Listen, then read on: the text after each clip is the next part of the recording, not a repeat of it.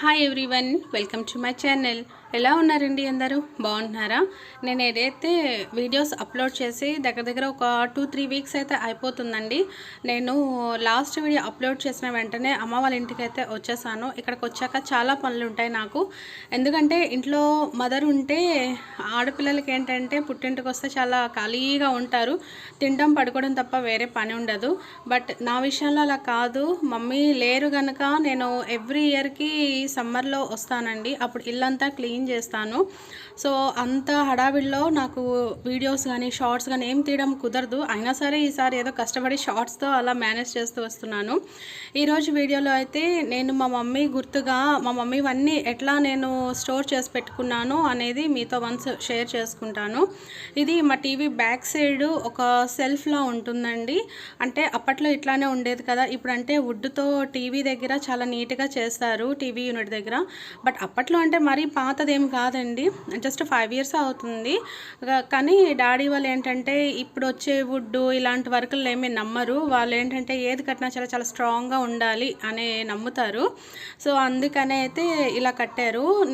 మేము ఏం చేసామంటే 2019లో మమ్మీకి సడన్గా స్ట్రోక్ వచ్చిందిలేండి. ఇంకా దాని తర్వాత అయితే ఎట్లానో ఇంకా మమ్మీ ఇవన్నీ ఒకటి మిస్ అయిపోతూ ఉంటాయి కదా. కానీ అప్పటి వరకైనా కొంచెం మేము పెద్దవాళ్ళం అంటే మా పిల్లలకి పెళ్ళిళ్ళు అయినంత వరకైనా మమ్మీవి కొన్ని దాచిపెట్టుకోవాలంటే ఇలా స్టోర్ చేసి పెట్టుకోవాలని అయితే నాకు అర్థమైంది. ఎందుకంటే బయట ఉంచిస్తే అవి పోతాయండి. డాడీ అంటే అవన్నీ నీట్గా మెయింటైన్ చేయలేరు కదా, ఇది ఎందుకులే పాడైపోయింది, అది ఎందుకులే పాడైపోయింది అని పడేస్తూ ఉంటారు. సో మేమేంటంటే మమ్మీ చనిపోయిన ఒక 16 daysకో 20 daysకో అలా 3 monthsకి ఇల్లు ఖాళీ చేయమన్నారు పంతులు వాళ్ళు. ఇంట్లోనే ఆవిడ ఇదైపోయారు అనేసి. సో అప్పుడు నేను ఇంకా తొందరగా ఇవన్నీ సెట్ చేసేసాను. టీవీకి ఒకవైపు అయితే మమ్మీవి అంటే మమ్మీ వాడిన ఈచ్ అండ్ ఎవ్రీథింగ్, చెప్పులతో సహా, బ్యాంగిల్స్తో సహా, మా సారీస్, పర్సు, ఆవిడ వాడిన బ్రష్లు, కుంకుమ, విక్స్ అని ఇది అదని కాదండి, హ్యాండ్ బ్యాగ్ అన్నీ పెట్టాను. వేరే వైపు అయితే ఎప్పట్లాగే ఉండేవిలేండి, తమ్ముడివి అంటే ప్రైజెస్ అన్నీ ఉంటాయి కదా, వాడు చదువుకునేటప్పుడు వాడికి స్పోర్ట్స్ అంటే చాలా ఇష్టం. దాంట్లో వచ్చే గిఫ్ట్లన్నీ ఒకవైపు ఉండేవి. ఈ సారీస్ ఏమైందంటే ఈ 5 years నుంచి ఉండి సడన్గా అంటే గాలి ఏమీ వెళ్ళక అదొక స్మెల్ వచ్చేసిందండి.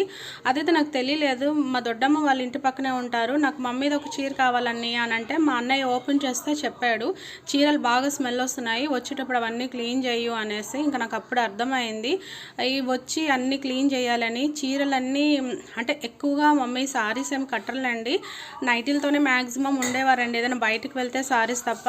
అయినా సరే దగ్గర ఒక 100 sarees అట్లా ఉంటాయి. సారీస్ ఏమయ్యాయంటే పీకిపోయినట్టుగా అయిపోయాయండి, చాలా పాడైపోయి. అయినా సరే ఇంకా అవన్నీ నేను పడేయకుండా అన్నీ నీట్గా నిర్మాలో వాష్ చేసి ఎండబెట్టేసి మళ్ళీ అలానే అరేంజ్ చేశాను. ఈ గిన్నెలో ఉండేవన్నీ అయితే మమ్మీవి బ్యాంగిల్సేనండి. చెప్పాను కదా ఇవి రాను పోతాయేమో అనేసి నేను అప్పుడే స్టోర్ చేసి పెట్టుకున్నాను. ఈ క్లిప్స్ కూడా ఆవిడవే, నచ్చిన క్లిప్స్ అన్నీ పెట్టుకుంటారు, అవన్నీ అయితే అలా చేసి పెట్టాను. నేను ఇవన్నీ చూసేటప్పుడు అనుకున్నాను 5 years బ్యాక్ ఇవన్నీ నేను జాగ్రత్తగా పెట్టకపోయి ఉంటే ఈరోజు దీంట్లో ఏవి కూడా మిగలవండి. అంటే కాలంతో పాటు అన్నీ పోతూ ఉంటాయి కదా, అది గుర్తుందా? చాలామంది కుచ్చుల దగ్గర పెట్టుకుంటారండి సారీస్కి. ఇప్పుడంటే చాలా ట్రెండ్ మారిందిలేండి, రోజుకి ఏదేదో చేంజ్ అవుతూ ఉన్నాయి. ఇక్కడ ఏంటంటే ఓన్లీ సారీసే కాకుండా చాలా పాడాయండి. అంటే పర్సులని, మా మమ్మీది ఒక చిన్న ఫోటో పెట్టాను, ఆ ఫోటో అన్నీ బూజు పట్టినట్టుగా అయిపోయి చాలా వరకు ఇంకా పడేసాను, నేను ఉంచుకోలేదు.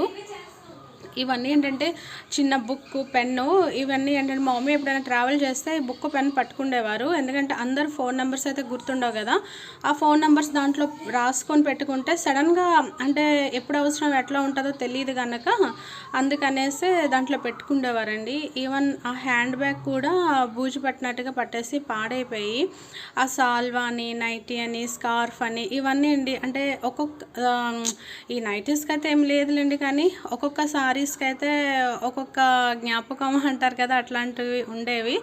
అంటే పెద్దగా కట్టేవారు కాదు కనుక ఈచ్ సారీకి ఒక్కొక్క అంటే స్టోరీ ఉంటుందన్నమాట. అంటే ఇది మామయ్య కొన్నారు, ఇది దొడ్డమ్మ కొన్నారు, ఇది మా అమ్మ కొన్నారు అలా.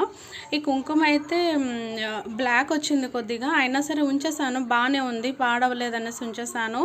ఈ వాచ్ చూస్తున్నారా, ఇదైతే మా మమ్మీకి మ్యారేజ్ అయ్యేటప్పుడు మా డాడీ కొన్నారంట బ్లాక్ బెల్ట్తో. అది ఇప్పటి వరకు వాడారండి. నెక్స్ట్ గోల్డ్ కలర్ది అయితే తమ్ముడు కొన్నాడు, తమ్ముడు కొన్నిది అలా దాచుకున్నారు, కానీ డాడీ కొన్నిదే కట్టుకుండేవారండి బ్లాక్ బెల్ట్తో వాచ్.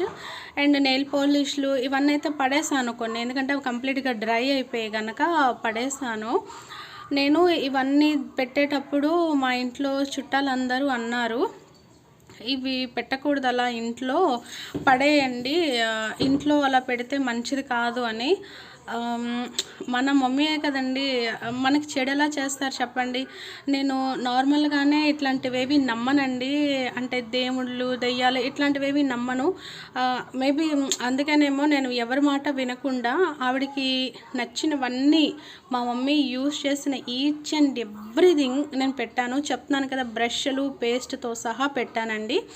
బట్ దిస్ టైం ఏంటంటే కొన్ని నేను పడేసాను, ఎందుకంటే పాడైపోయి ఫంగస్ పట్టేయడం, కుంకుమలో పురుగులు ఇవన్నీ పట్టేయడం, పాడైపోయి. అండ్ ఇంకొకటి ఏంటంటే ఈ సెల్ఫ్కి బ్యాక్ సైడ్ వాష్రూమ్ ఉంటుందండి, అది లోన్ ఎందుకో వాటర్ అనేది లీక్ అయిందంట. ఆ వాటరు ఈ వాల్ అంతా స్ప్రెడ్ అవడం కూడా వన్ ఆఫ్ ది రీజన్ అండి, ఆ క్లాత్స్ ఇవన్నీ పాడవడానికి.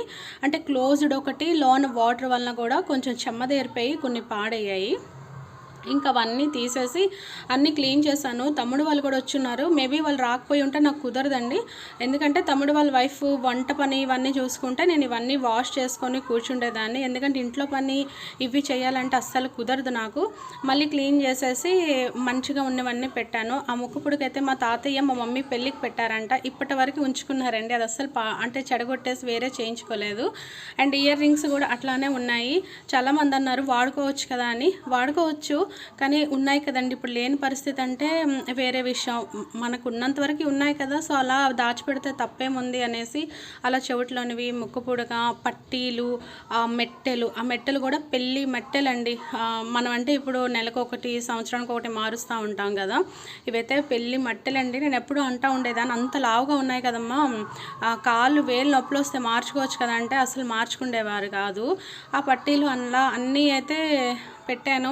ఇవన్నీ సర్దేటప్పుడు అయితే కొంచెం మనసుకి బాధ అనిపిస్తుందండి, చాలా బాధ అనిపిస్తుంది, అది నేను చెప్పలేను కూడా. ఈవెన్ ఇప్పుడు నేను ఈ వీడియో చూస్తూ మాట్లాడుతున్న వాయిస్ ఇస్తున్నా కూడా కొంచెం ఎమోషన్ అయితే అవుతాము. బట్ ఇంకా దానికి మించి ఇంకేం చేయలేం కదా. ఆ సారీ అయితే మమ్మీది పెళ్లి చీర అంట. ఇంకోటి ఇలాంటిది ఎల్లో కలర్ సారీ ఉంటుంది, అదైతే నేను పట్టుకుని వెళ్ళిపోయాను హైదరాబాదు. చుట్టాల్లో పిన్ని, దొడ్డమ్మ, మామయ్యలు చాలామంది అడిగారు, గుర్తుగా అమ్మది ఒక సారీ అయినా ఇవ్వమ్మా, లేకుంటే చిన్నది ఏదైనా అమ్మది గుర్తుగా ఇమ్మంటే నేనైతే ఇవ్వలేదండి.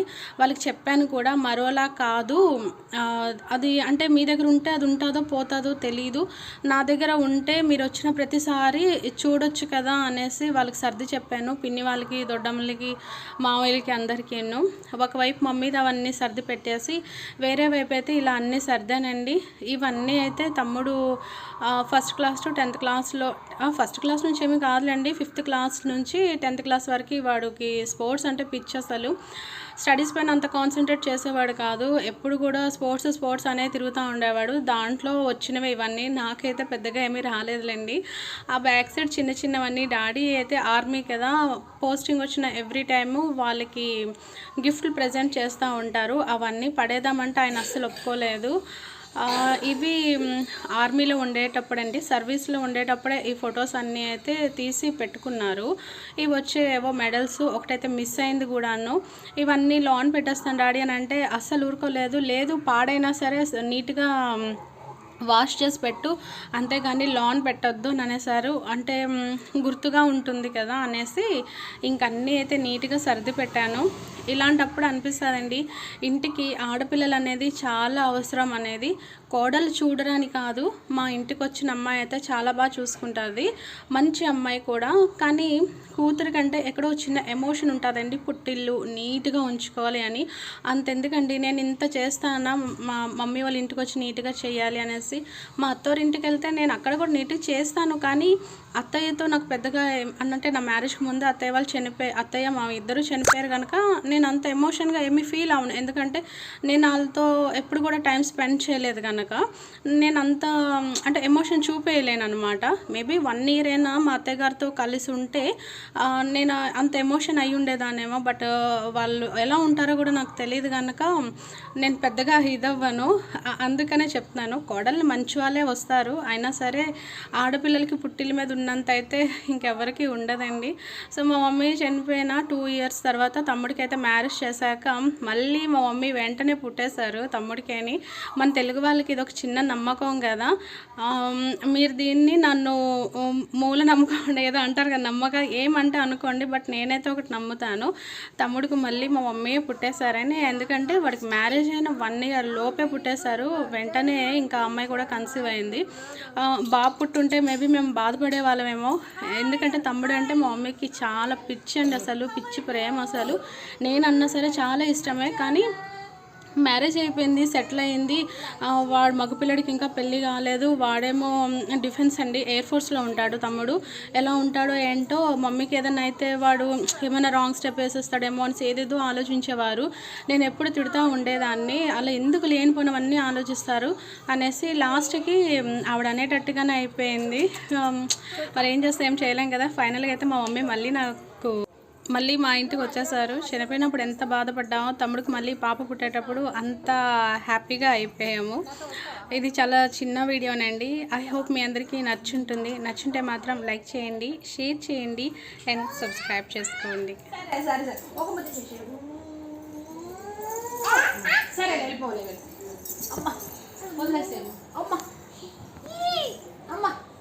వదిలేమ్మా తల్లి.